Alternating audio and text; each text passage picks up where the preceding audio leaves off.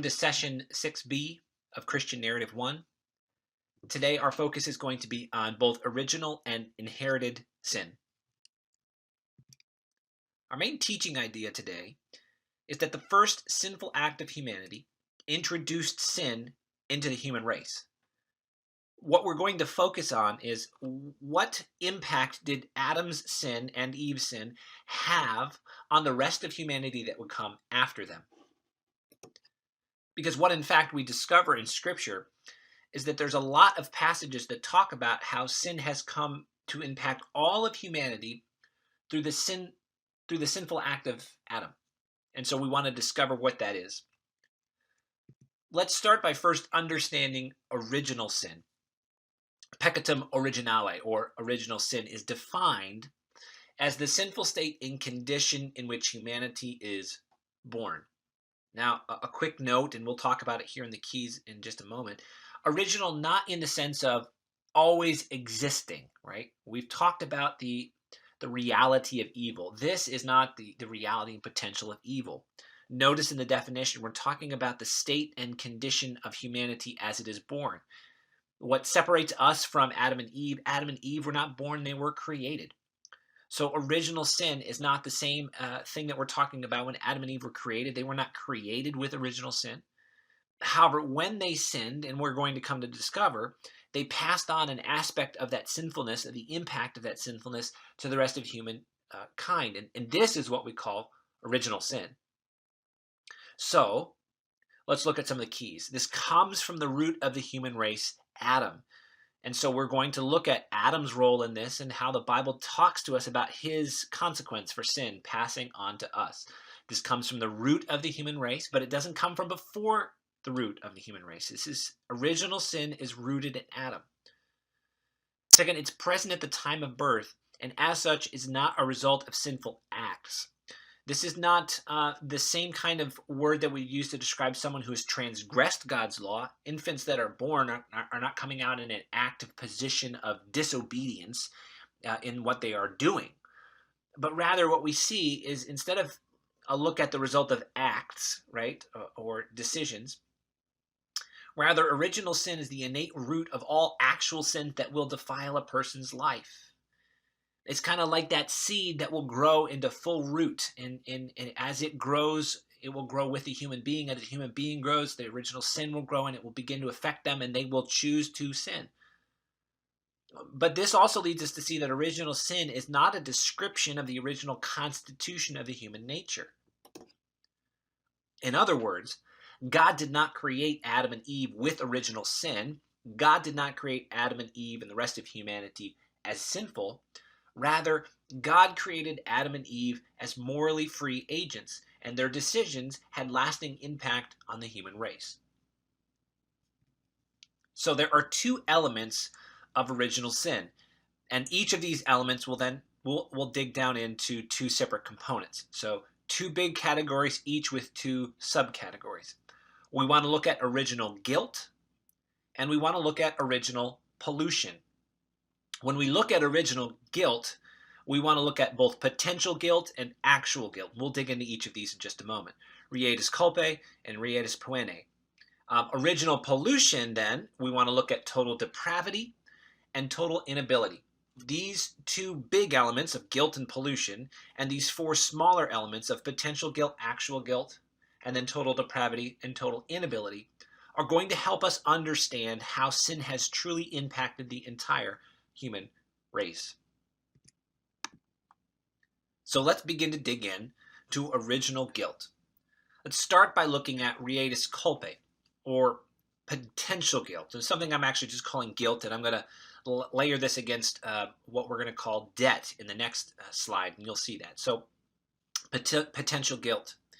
This is the essence of sin. Now, in our last lesson, we talked about what is sin. It's a positive kind of evil. It's a moral kind of evil. It's seated in the soul of man. We talked a lot about these things.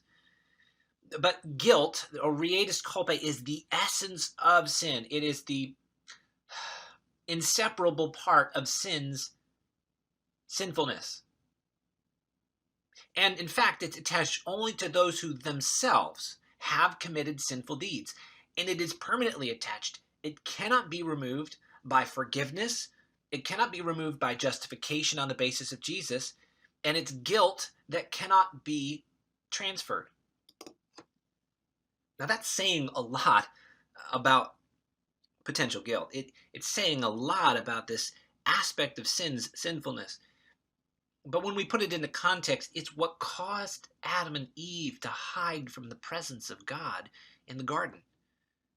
When we read about that story of God walking in the midst of the garden in the cool of the day, and Adam and Eve hiding themselves, of Adam and Eve covering themselves, of Adam and Eve being shamed in the presence of God, this is Rieda's Kalbe. This is guilt. This is the inseparable part of sinfulness that can never be taken away. It fundamentally and forever changes an individual because of the deeds that they've committed. But when we're talking about original guilt, we have to talk about its twofold nature. It's kolpe, it's guilt, but it is also poene, that is debt. Guilt and debt are both part of what we call original guilt, or this innate sinfulness that comes to us in original sin. And they are very different. Where guilt is that inseparable part of sinfulness that causes us to want to hide from God. Debt, on the other hand, is the punishment of sin, or it's the obligation to satisfy God's justice for a self-determined violation of his law. Where the hiding of Adam and Eve from God represented their guilt, the penalty of death and the judgment that they incurred was the result of the debt that they owed because they had violated God's command. So, Rieda's poene is not the essence of sin, but guilt, which stands in relationship to the penalty a sin incurs relative to the law. You shall not eat of the fruit of the tree of the knowledge of evil, for in the day that you eat it, then you shall surely die, right? It is a penalty, and this penalty is incurred when the sin is acted on. But what we read here is that it can be removed by the satisfaction of justice, either personally or vicariously. So debt can be paid, in essence, is what we're saying. It can be transferred or assumed from one person to another. It can be removed from believers by justification so that their sins, although inherently deserving of punishment, are no longer liable for such punishment. Two aspects of original sin. The first one is this idea of original guilt. And this original guilt carries just inherent guilt or potential guilt and actual guilt or debt. Inherent guilt can't be removed, it can't be changed, but neither can it be transferred from one person to another. It only comes when we actually sin. Yet the debt, the punishment of sin, can in fact be transferred or assumed from one person to another. It can be given to another person, but it can also be removed. So guilt and debt, both part of original guilt. Now let's turn our attention to original pollution. Original pollution, like we said, has two aspects to it: total depravity and total inability. Total depravity we can see in Ephesians chapter 4, verse 18. They are darkened in their understanding, alienated from God, the life of God because of the ignorance that is in them, due to the hardness of heart. So what we mean when we say total depravity is that the corruption of man caused by sin extends to all parts of man's nature, his faculties and powers, both body and soul, that sin affects everything. And that there is no spiritual good that is good in relation to God in the sinner at all, only perversion. Now, this doesn't mean that human beings can't do inherently good things, that they can't reflect the natural will of God or the natural order of God or the natural law of God. That's not true. But in relationship to God and to God's law, there is no spiritual good that can be found in people who are impacted by original sin. This is the truth of original pollution, that we are completely depraved. And then this leads us into understanding not just depravity, but also total inability. We read Ephesians chapter 2, verses 8 and 9. For by grace you have been saved through faith, and this is not your own doing, it is the gift of God, not a result of works, so that no one may boast. The unrenewed sinner cannot do any act, however insignificant, which fundamentally meets with God's approval and answers to the demands of God's holy law. Furthermore, man cannot change his fundamental preference for sin and self to love for God. In our natural goodness, in our moral goodness that we sometimes express, we still cannot satisfy the demands of God's law. Unholy people cannot become holy in their own works in order to please God. That's the first bullet point there under total inability. But also, total inability actually shows us that neither do we even try. Man is so fundamentally changed, and they have a preference for sin and self, that they cannot, in their own power, change their preferences for sin and self to a love for God. It simply isn't possible. So we have original sin, the state in which humanity is born. It carries the impact of Adam's sin in a very particular way. And so now we've got to go from understanding original sin to looking at the concept of inherited sin. How does Adam's sin impact the rest of humanity? In what way? And for this, we're actually going to look at Romans chapter 5, verses 12 through 19, a very powerful passage that actually explains to us how some of the guilt and debt, how some of the depravity and inability goes from one generation to the next. How did Adam's sin impact the rest of humanity? So let me read for us from Romans chapter 5. Therefore, just as sin came into the world through one man, and death through sin, and so death spread to all men because all sinned. For sin indeed was in the world before the law was given. But sin is not counted where there is no law. Yet death reigned from Adam to Moses, even over those whose sinning was not like the transgression of Adam, who was a type of the one who was to come. But the free gift is not like the trespass. For if many died through the one man's trespass, much more have the grace of God and the free gift by the grace of that one man, Jesus Christ, abounded for many. And the free gift is not like the result of the one man's sin. For the judgment following one trespass brought condemnation, but the free gift following many trespasses brought justification. For if because of one man's trespass death reigned through the one man, much more will those who receive the abundance of grace and the free gift of righteousness reign in life through the one man, Jesus Christ.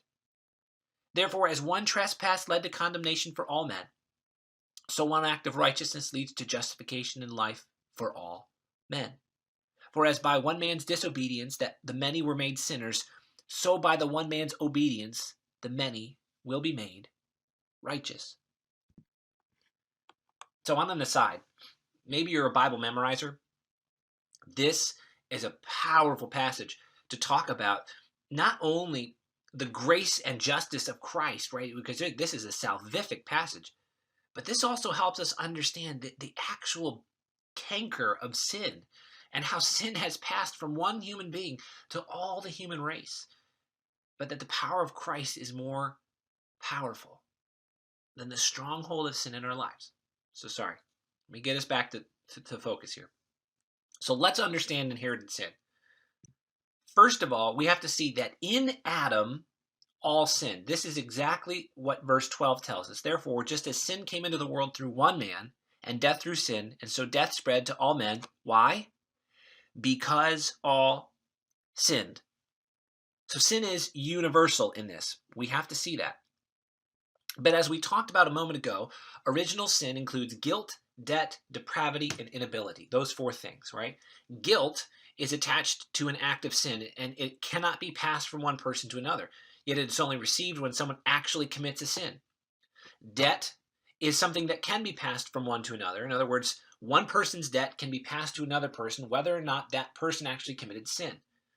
Depravity and inability we also have to deal with, right? That humanity in and of itself cannot pursue God, is not seeking the good, and in fact is not interested in seeking the good. However, verse 12 tells us in Adam all sinned. We need to understand the nature of that sin. So we come to this second portion in verse 13 and 14. And what we discover is that all humanity is guilty because of Adam's sin. For sin indeed was in the world before the law was given. But sin is not counted where there is no law. Yet death reigned from Adam to Moses, even over those whose sinning was not like the transgression of Adam, who was a type of the one who was to come. Guilty in what manner is the question. Well, we see that death is reigning from Adam to Moses, even over those who were sinning, but whose sin was not like the transgression of Adam. Remember when we talked about original guilt, there was two forms of that. The guilt that comes and makes us hide, the debt. Both of those underneath the idea of guilt. What guilt are we talking about here? It is the guilt of death. The debt that was applied to Adam's choice to violate God's law, that is, in the day that you will eat of the tree, you will surely die. This begins to pass from one generation to another. The debt of Adam is passed to his children, and his children pass it to their children, and their children pass it to their children. So what we're seeing is that all humanity is guilty of the debt of Adam because of Adam's sin. And we continue now. Look down to verses 18 and 19. What we discover there is that Adam's act of disobedience made all humanity a sinner. So we read, therefore, as one trespass led to the condemnation for all men, so an act of righteousness leads to justification and life for all men. For as by one man's disobedience the many were made sinners, so by one man's obedience the many will be made righteous. Look at verse 19. As by one man's disobedience the many were what? Made sinners. So, here we see some really key points in Romans 5, 12 through 19. And there is a lot of theological reading that you could do on this particular chapter and some great commentaries. If you have a few commentaries, I would encourage you to spend some time reading through them. But what we're discovering is that in Adam, all sinned. All humanity is guilty and has received death because of Adam's sin. And Adam's act of disobedience does in fact make humanity sinners. So, Adam's sin was imputed to humanity. Now, how do we define the word imputed? Well, there's the definition for you. It's to think of something as belonging to someone and therefore to cause it to belong to that person. So, we read Romans chapter 5, verses 12 through 19. We can look at these other two passages as well. Particularly, though, look at 1 Corinthians 15:22. For as in Adam all die, so also in Christ shall all be made alive. Now, the beauty of the New Testament is when we have the tragedy of sin, we're always presented with the potency, or many times we're presented with the potency of salvation. But that first portion of 1 Corinthians 15:22 is really, really important, right? In Adam all die. Or if we look at Ephesians chapter 2, verse 3, talking about the children of wrath. You were by nature before Christ a child of wrath. You were like the rest of mankind, Ephesians chapter 2, verse 3 says. All mankind are children of wrath in their nature. So Adam's sin was imputed to humanity. It was brought forth.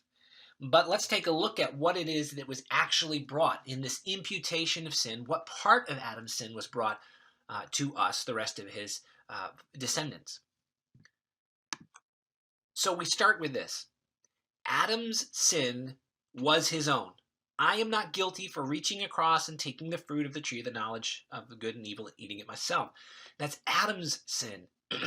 And as such, it brought guilt and debt to Adam alone, right? He was guilty of it. Of the essence of the sinfulness of sin was Adam's, and the debt of death was Adam's.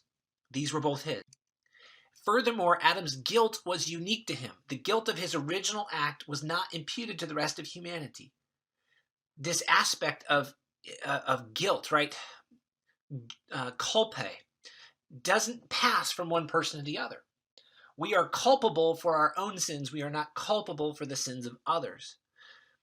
Adam's guilt was unique to him. However, Adam's debt was in fact imputed on all his posterity, as evidenced by the universality of death. Because all die after Adam, it becomes clear to us that the debt of Adam's sin was passed on to his children and his children and his children. All of humanity dies in the single act of Adam. But it is Adam alone who bears the guilt of his particular sin. But we still have to see that, in fact, we are all going to have to wrestle with our own guilt. And this is why. The result of Adam's sin brought depravity and inability, which by their very nature are passed on to his posterity. So we receive the debt of Adam's sin and the impact of Adam's sin. He becomes depraved and unable to pursue God, and by his nature, which he passes on to his posterity, we too are born depraved and unable to pursue God. We carry in us original sin. That debt that will cause us to die, that inclination to be depraved and unable to pursue God, this is now inherent in the human race. And then this leads us to the final point. Because humanity is both depraved and unable to relate to God as the result of Adam's sin, this logic would tell us that we will experience our own guilt, our own culpability for sin, which is similar to the guilt that Adam experienced, because we will in fact be sinners ourselves. We become culpable of sins that we've committed. And the culpability of sins that we've committed isn't passed on to our children or our wives. We don't pass that on. That's carried inherent within us. But the debt of sin is passed from one generation to the next. The impact of sin and its depravity and inability is passed from one generation to the next. So we can say that we've received the debt and consequence of Adam's sin, which inevitably leads us to experience the same guilt that Adam experienced, but we experience this due to our own sin and not the sin of Adam. Therefore, Romans chapter 5, just as sin came into the world through one man, and death through sin, and so death spread to all men because all sinned. For sin indeed was in the world before the law was given, but sin is not counted where there is no law. Yet death reigned from Adam to Moses, even over those who were sinning, and whose sin was not like the transgression of Adam, who was a type of the one who is to come. Therefore, as one trespass led to condemnation for all men, so one act of righteousness leads to justification in life for all men. For as by one man's disobedience the many were made sinners, so by one man's obedience the many will be made righteous. We receive the debt and consequence of Adam's sin, which leads us to experience the same guilt he experienced, but we experience it for our own sins, not the sin of Adam. Now, finally, we have to ask the question, how does original sin impact human freedom? Because we said God made us morally free agents. Well, what we have to acknowledge is that sin has partially impacted human freedom. What we mean is man retains his essential freedom. He is still free to choose as he pleases according to the inclinations of his own soul, but man has lost what we call material freedom. That is, he no longer has the rational power to determine a course for himself that's in harmony with the highest good, because he has an irresistible bias for evil. God created us as morally free agents, and yet when we introduce the presence of evil, evil so bent our wills that we now pursue willingly, in our essential freedom, a course that is no longer towards the highest good because we have an irresistible bias towards evil. So we have argued and talked a little bit about how the first sinful act of humanity introduced sin into the human race. We've investigated what that means, what the concept of original sin means, what it means to be guilty, what it means to be filled with debt, what it means to be depraved, what it means to be unable to pursue God. We've talked about how it transferred from Adam to his posterity. We've talked about what aspects of Adam's sin transferred to Adam's posterity and what aspects of his sin did not. We talked about how the impact of Adam's sin passed on and how the impact of Adam's sin ultimately leads us who follow after Adam to also be sinners as well. And as we close this portion about sin, let me just say one moment that we never talk about the aspect of sin without the powerful resurrecting grace of Jesus Christ. And in another course, we're going to talk about the great gift of salvation. And I want to encourage you to go back and read that passage from Romans that we've been reading a couple times, because what we discover is that the power and potency of redemption is so much stronger than the destruction of sin. And so as we close a research and discussion on sin, remember that the grace of God is so much greater.